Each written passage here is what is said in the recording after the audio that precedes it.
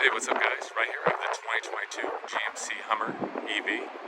We'll do a walk around of it. The interior is locked, so I apologize for that.